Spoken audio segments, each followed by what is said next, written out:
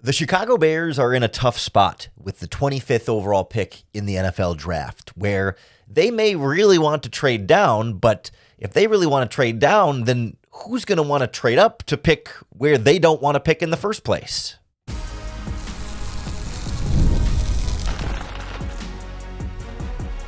You are Locked On Bears, your daily Chicago Bears podcast. Part of the Locked On Podcast Network, your team every day. This is Locked On Bears, and I'm your host, Lauren Cox. I'm here to bring you your daily, in-depth Chicago Bears news and analysis. On the show today, we're going to go through the different trade down scenarios for the Chicago Bears, when and where it might make sense, depending on how the first 24 picks in the draft go before the Bears are on the clock. That'll determine how eagerly they might want to trade down. And then if things do go poorly, then why trading down would make a lot of sense for the players that you could still get after moving down a few spots while still picking up some extra draft picks in order to do so. And then also we'll look at some teams that would make sense as potential trade partners if the Bears are going to move down, and what the Bears might acquire if they're going to move in that direction. I do want to thank you for making Locked On Bears your first listen today. We're part of the Locked On Podcast Network, the #1 sports podcast network. But as we look through different scenarios for the 25th overall pick, it becomes more and more clear that it's going to be hard to find that sweet spot of, wow, the guy you want is there on the clock, or there on the board when you're on the clock with the 25th overall pick. That all the players that really feel like it would be worth taking at that spot are likely to go before you're on the clock. And then when you're on the clock, there's a bunch of guys that you don't mind, but you'd be happy with any of 5 to 10 different players. So why pick one at 25 when you could trade down 5 or 10 spots and still get the same guy you would have liked at the 25th overall pick? It's kind of a tricky spot here, given where the strengths of this year's draft class is. I just saw that, I'm pretty sure it was Todd McShay, one of the big draft analysts, just put out that they've got like 17 players with true first round grades this year, right? 17 players who he sees as guys who would be a first round pick in any draft class that are just really solid players. And so when the Bears are picking 25th, that means a good chance all 17 of those, first round caliber players are all off the board. And I'm not here to debate like, okay, exactly how many first round graded players are there, but like when I think about this draft class, there's probably, roughly 20 guys-ish, somewhere 15 to 20 types of players that are like, those are really solid football players that feel like impact players, like that top tier. I mean, obviously you can split it up between like top 10 guys and not, but like those real like higher caliber first round players, to me, there feels like there's, in that 15 to 20 type range of like players you feel really good about.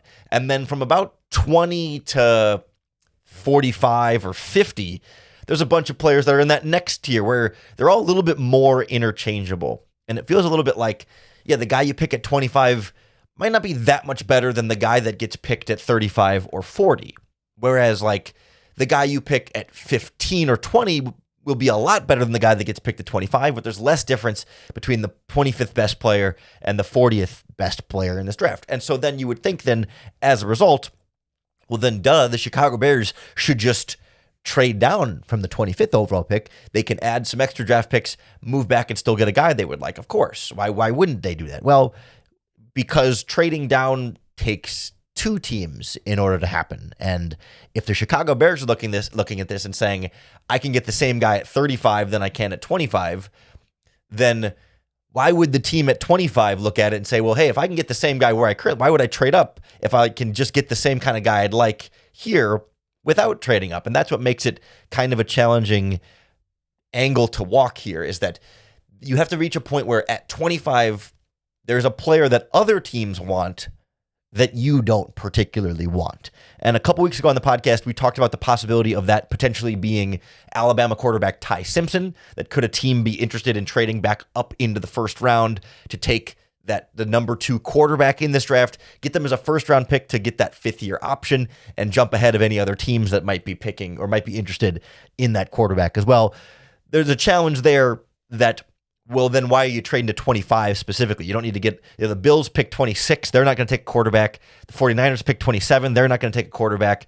The Texans at 28 and the Chiefs at 29. Like, none of those teams are going to draft a quarterback. So all you need to do if you're a quarterback needy team is get ahead of like the Dolphins at 30. So then why wouldn't you just trade to 29 or 28? Why are you trading all the way up to 25, right? There's logistical hurdles in all of this. I think also if you're the Bears, you hope a team might really love one of the wide receivers that you're just not as interested in using a first-round pick on. So could a team trade up to 25 potentially for a wide receiver? Could be in that conversation. Maybe if there's a right tackle that the Bears just aren't overly interested in that spot. Like, those are the kind of 2 plus quarterback seem like kind of the main realistic options here. Because otherwise, if I'm the Chicago Bears, there's only like a handful of prospects that like are realistic at 25 that feel like I would be worth staying there and taking. On Monday's Locked On Bears this week, we put together a Bears big board and kind of talked through how we might rank some of the top options that could realistically be available for the Bears at 25. And when we look at that group, like, to me, I would be happy to stay at 25 and draft Oregon safety Dylan Thieneman. I think some other guys I would be fine with staying at 25 and drafting include like Keldrick Falk from Alabama. I've come around on Akeem Mesidor from Miami as well. Avion Terrell, the cornerback from Clemson, I wouldn't hate there. And I think you could even include somebody like Emmanuel McNeil-Warren, the safety from Toledo, or maybe Peter Woods from Clemson, or Colton Hood from Tennessee, TJ Parker from Clemson. Like, they're kind of right on the edge here of, I feel like I could trade down and get some of those other guys. So like if Thieneman or whoever's on the board, then easy to stay at 25. But say Thieneman is widely projected to go to the Vikings at 18. That's going to suck if he's the next Harrison Smith for another decade there. Keldrick Falk has gotten as high as top 10 hype that he could be the third edge rusher off the board in the early teens. Mesidor's up in that range as well. Those 3 could all easily be gone by then. Cornerbacks are always valued, so Avion Terrell could be gone. And all of a sudden, if you're looking at you're on the board and, you got like your choices are Peter Woods from Clemson, or maybe Emmanuel McNeil-Warren, or TJ Parker from Clemson, or Colton Hood from Tennessee. Maybe you're sitting there saying, well, do I really want to stay there and take these guys? Like, how much better is, say, TJ Parker from Clemson, the edge rusher, than some of the other edge rushers that could be available in the early second round if I wanted to trade down? Or how much better is, Peter Woods from Clemson than some of the other defensive tackles that might be available if I traded down, or the other cornerbacks that could be there if I traded down? There'll be other safeties in the second round that would be better value fits at that spot in the second round than exactly where the Bears are picking at 25, where maybe there's not that big of a difference between, Peter Woods at 25 and then someone like Kristen Miller from Georgia at 40. And maybe there's not as big of a gap between somebody like TJ Parker, the edge rusher from Clemson, at 35, than the Illinois edge rusher Gabe Yakis at 40 or 45, that all of a sudden I could just trade back, gain a potentially significant draft pick. We'll talk about the compensation, but a third, fourth round pick, some combination in there, and still get a player I like almost as much as what I would have taken with the 25th overall pick. It feels like both the ideal scenario and also maybe, I don't want to say the most likely scenario, but I think it's most likely that the players we really like at 25 are off the board. Whether or not the Bears can truly find a trade partner and make a deal to move down, or whether they just stay there and take whoever the best player available is, that's a lot harder to predict. But it feels to me like the big takeaway for me is that there are 3 or 4 or maybe 5 players you'd feel really good about with the 25th overall pick. And I look in the top of the second round and there's 10 to 15 players I would feel really good at drafting at 35 or 40 or even 30. If you go back 5, 10, or 15 spots, there's 10 or 15 players in that range I would feel really fine with drafting, compared to 4 or 5 that I feel really good about drafting at the 25th overall pick. So we'll take a look at just how much deeper the draft looks in that early second round where the Bears could trade down to. And we'll take a look at what they could actually gain by trading down and who would make sense to trade down with next on Locked On Bears. This episode of Locked On Bears is sponsored by Betterhelp. Financial stress is something that a lot of people are carrying right now, and it's not just about numbers. It can affect your sleep, your relationships, and your overall mental health in ways that build up over time. And the reality is, struggling with money doesn't mean you've failed. Sometimes it just means you haven't had the right kind of support. It's really easy to put pressure on yourself financially without really talking about. And that's where therapy can come in and be that support. Because therapy isn't about financial advice. It's about working through the stress, the anxiety, and the emotions that come with it. With over 30,000 licensed therapists and more than 6 million people served, BetterHelp makes it easier to get matched and start focusing on what you need. When life feels overwhelming, therapy can help. Sign up and get 10% off at betterhelp.com/lockedon. That's BetterHelp, HELP.com/lockedon. Thanks again for making Locked On Bears your first listen today, whether it's the first time you've ever tuned in or it's the 50th time you've tuned in. We really appreciate you making us a part of your day. If you'd like to take your listening to the next level and get access to an ad-free audio feed of Locked On Bears, it's compatible with Apple Podcasts and Spotify and all the major podcasting apps. You can check out the Locked On Bears Everydayers Club. It'll also get you exclusive access to a Locked On Bears listeners group chat in the Everydayers Club Discord server. The place to go to check it out is lockedonbears.supercast.com. And you can always find that link in the show notes descriptions wherever it is that you tune in to Locked On Bears. But I find myself, the more you look at this draft class, the less you like the guys who are projected to go around the 25th pick, and the more you like the guys that are projected to go around the 35, 40, 45 type of range. That feels like a sweet spot for the Chicago Bears when it comes to players at their biggest positions of need. And when you try and align the best player available with need, like that's the sweet spot where I think where the Bears are picking at 25 right now in the first round, if you're weighing all players equally, the best player available at 25 is probably going to be a wide receiver. The way this draft class looks right now, there's a bunch of wide receivers that are right in that late first round range. Like we look at somebody like KC Concepcion from Texas A&M, although he's been rising up draft boards quite a bit.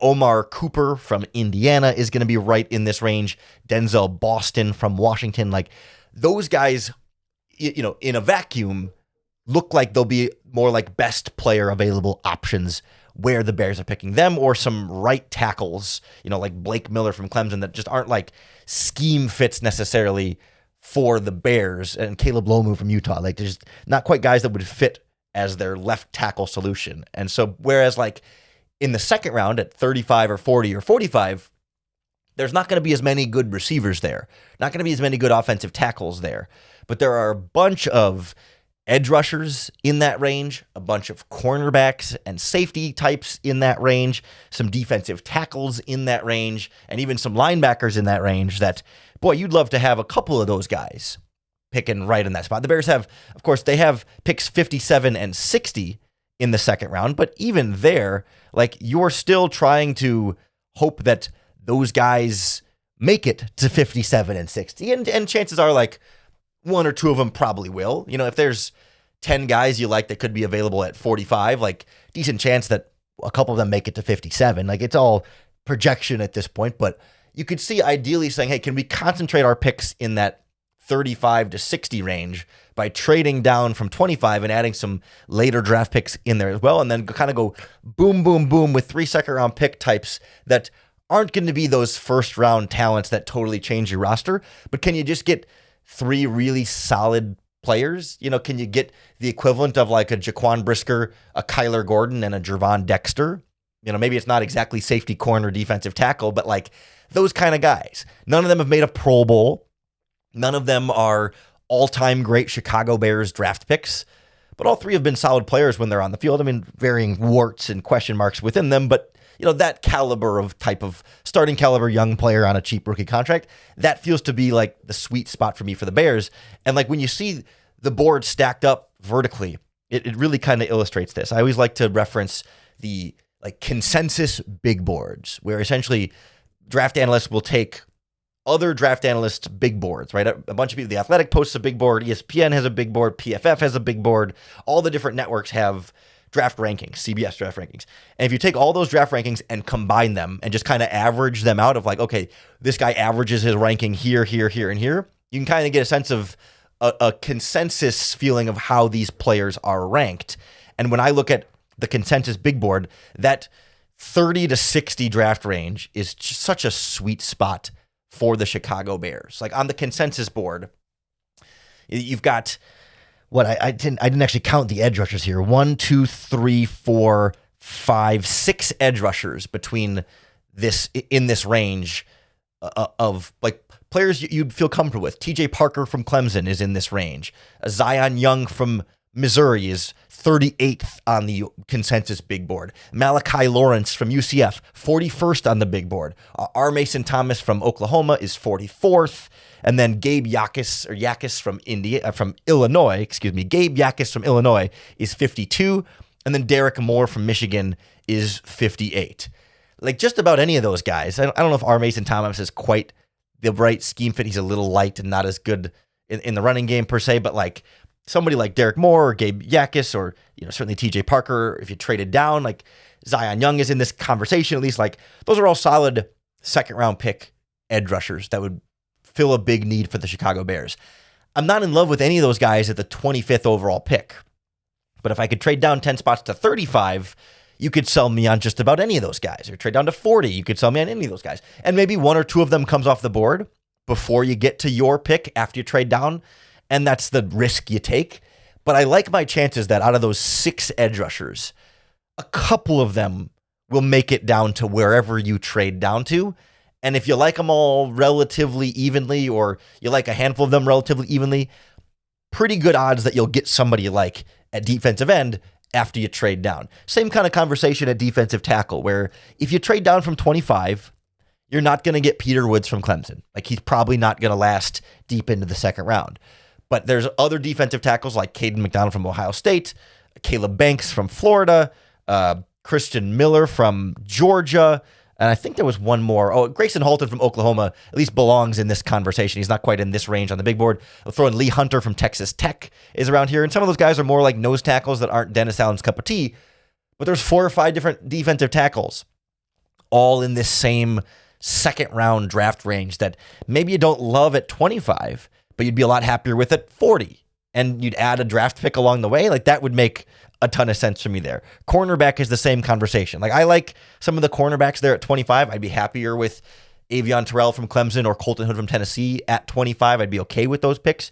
But you could trade down and get someone like Brandon Cisse from South Carolina, who's an athletic freak in this draft class, or Chris Johnson from San Diego State is someone right in the second round range, really smart, instinctive playmaking type of corner who's maybe not the dynamic athlete, but just a really good football player. D'Angelo Pons from Indiana is undersized, so everyone tries to make him a slot cornerback, but he's an outside cornerback through and through. He's just a little bit on the smaller side, but he's physical and aggressive on the outside. Like plenty of outside cornerbacks you can find in the second round. And if you personally, or if the Bears don't see a huge difference between those cornerbacks and guys like Avion Terrell and maybe even Colton Hood in the first round, then trading down would make a lot of sense at that position too. Or there's a couple of like cornerbacks that can play some safety that can also be in the slot, like Keontae Scott from Miami or Traden Stukes from Arizona, or a true free safety like AJ Halsey from LSU. All perfect second round guys that are not first round picks for the Bears at 25. I'll even throw in like linebackers like Jacob Rodriguez from Texas Tech, or some other guys that maybe aren't as good scheme fits like Anthony Hill from Texas or Jake Golday from Cincinnati, Josiah Trotter from Missouri. Like they're all in this type of range as well, for if the Bears want to get a long-term linebacker to eventually replace TJ Edwards and pair with Devin Bush. You can even throw in like a running back like Jadarian Price. He's 48th on the consensus big board here. Or a center like Sam Hecht from Kansas State. He'd probably be more an option at like 60.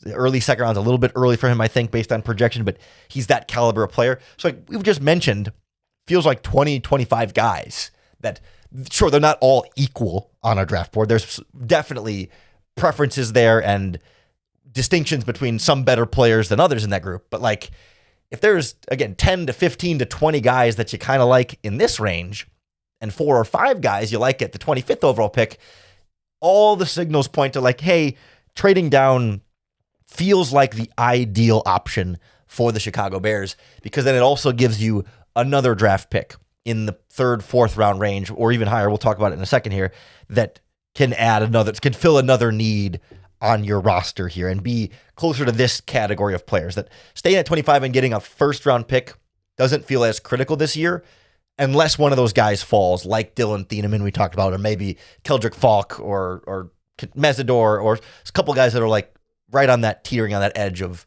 would be worth staying there at 25 and taking.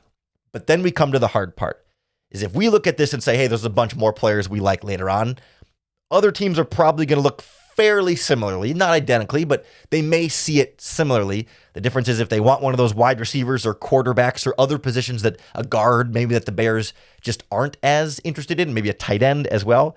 And so there's a world here where a team is willing to trade up to the 25th overall pick. We'll take a look at what teams would make the most sense, what the Bears might get from them, and also what teams don't make a lot of sense that we shouldn't count on being a real option there. Next on Locked On Bears.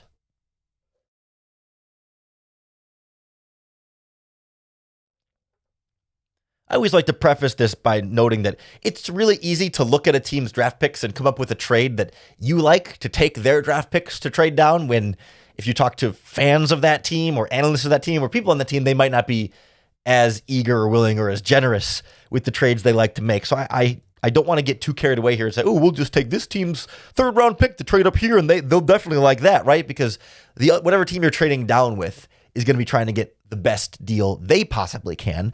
And that team that you're trading down with might also have more leverage than you do, right? If I'm the Bears and I'm calling a team and saying, hey, I'm interested in trading down, would you like to trade up?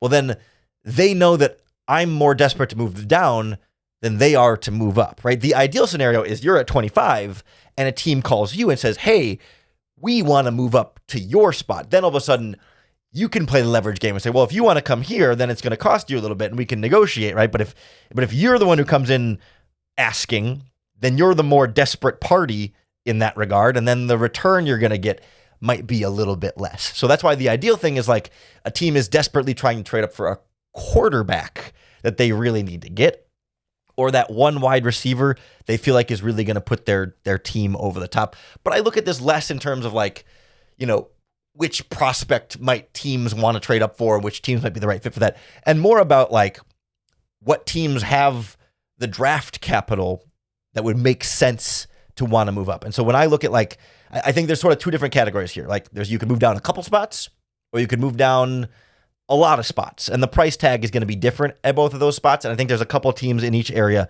that make more sense than others. Like as I look at the draft order, right? Bears pick 25, and you got Bills at 26, 49ers at 27, Texans at 28, and Chiefs at 29. I'm not sure any of those teams are going to want to move up 2 or 3 spots. I'm not sure it makes a big difference for the Bears to want to move down 2 or 3 spots. Like, sure, you're not going to say no if they call, but I don't see them as like big time options. Not like that they're off the table, but just like, I don't know how much moving they're really going to want to do. I think the first spot that makes a lot of sense for me is the Miami Dolphins with the 30th overall pick. It's the pick they just got from the Denver Broncos for trading away Jalen Waddle. And I could see the Dolphins, having just traded away their best current wide receiver, saying, hey, we might want to draft a replacement wide receiver in the first round. And I look at teams like the teams they're picking right before the Dolphins that we just mentioned, the Bills, 49ers, Texans, and Chiefs. I mean, outside of the Texans, I think any of those teams could use more wide receivers, and even the Texans, depending on the health situation there. And if the Dolphins say, hey, we really want KC Concepcion, or we really want Omar Cooper, really want Denzel Boston, we got to jump over some of these teams to make sure we get that guy. Miami would make a lot of sense because they have 3 extra third-round picks. They have 4 third-round picks right now. They have their own. They have the Eagles, the Texans, and the Broncos third-round pick that also came as part of the Jalen Waddle trade. So they have some extra ammunition to give up here. Do they really want to draft 4 guys in the third round? Or could they send the Chicago Bears one of those third-round picks to move up from 30 to 25? It depends on how desperate they are. That's a little bit, even it would have to be like one of their later third round picks. I think the 94th overall pick would be the fairest trade value there, which is like the second to last pick in the third round. But if I'm the Bears and I can move down 5 spots, get a player I still really like at 30, and add a late third round pick, I think that would be an ideal scenario. If anything, they may try and give you like their 4th, or the Bears send, the Dolphins send the Bears the 3rd, and the Bears send a 4th back. You kind of like swap picks in that regard, but I think that's a team that would make a lot of sense there. And then right after them, the New England Patriots at 31. They're also in a spot where they have an extra 4th round pick from the Chicago Bears, as well as a bunch of extra late round draft picks where, like, could they send the Bears 4th round pick back plus a 5th round pick or plus a 6th round pick or whatever it is to jump up from 31 to 25 and take, again, a wide receiver would make some sense for them, or, whatever position on the offensive line, or they might want to target. Like, they have some extra ammunition that would make a lot of sense. The Seahawks at 32 do not make a lot of sense for me. The Seahawks have traded away a bunch of draft picks. They currently have a 1st, 2nd, 3rd round pick, and then a 6th round pick. They have 4 picks in this draft, and after the 3rd round, they don't pick again until the 6th round. Like, they don't have a lot of extra ammunition to move up to 25. They're a team that may look to trade down in a scenario as well that they would be competing with for trade partners for the Bears. I also don't think the New York Jets at 33, right at the top of the 2nd round, I don't think they make a lot of sense to trade up to 25 because they already have 2 1st round picks. The Jets are picking at number 2 and number 16. And so it's hard for me to envision that, like, there's another player that they have to get back in the 1st round to go get. Like, if anything, if they wanted to pick 25, they could try and trade down from 16 to 25 or trade down somewhere in the late 1st round. Like, like people point to them as a potential Ty Simpson team, the quarterback from Alabama. And I just don't see why the Jets would not take Ty Simpson at 16, but then trade up from 33 to take Ty Simpson at 25.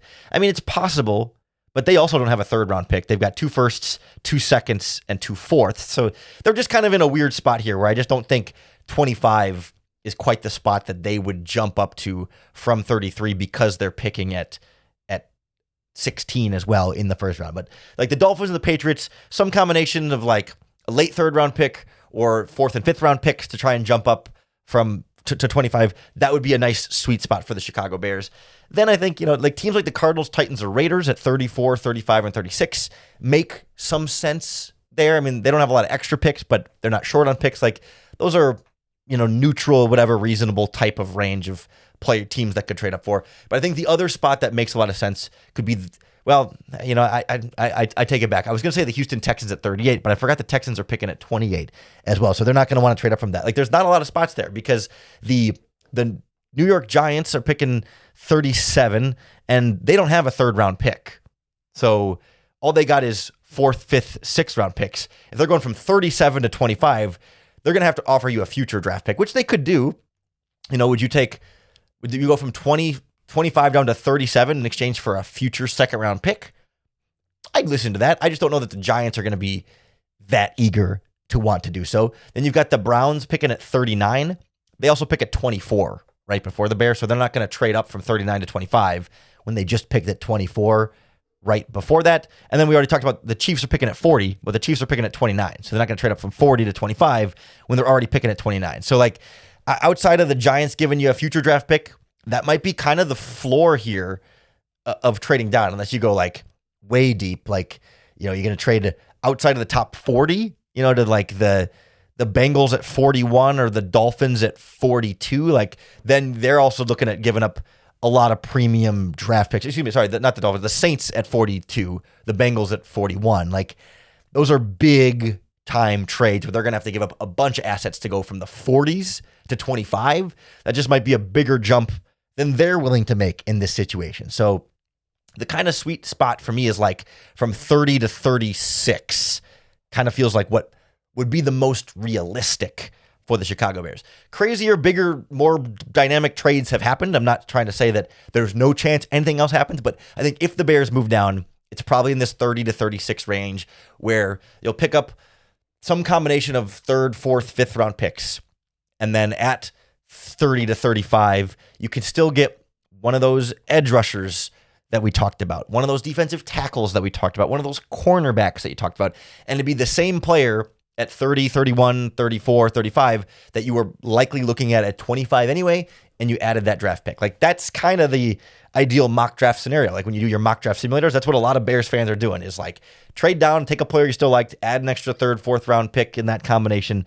Then you can use that pick on another need to get a center, a safety, a D tackle, a running back, a wide receiver if you want. You can go luxury picks in some of those spots as well. So That's kind of where I see the trade down scenarios playing out right now. On yesterday's podcast, we talked about the trade up scenarios, why the Bears might want to move up, where they might move up, who would make sense to move up with, what players they could go after, and what it would cost them to do so. So go take a listen to that episode if you have not listened to it yet, to kind of get the opposite side of the trade down, trade up spectrum. And while you're there, make sure you hit the subscribe button for Locked On Bears on YouTube or wherever it is that you listen to podcasts. That's going to be the best way to keep up with all of our daily, in-depth Chicago Bears news and analysis. Thanks for making Locked On Bears your first listen today. Come on back tomorrow. Make Locked On Bears your first listen once again for another opportunity to bear down.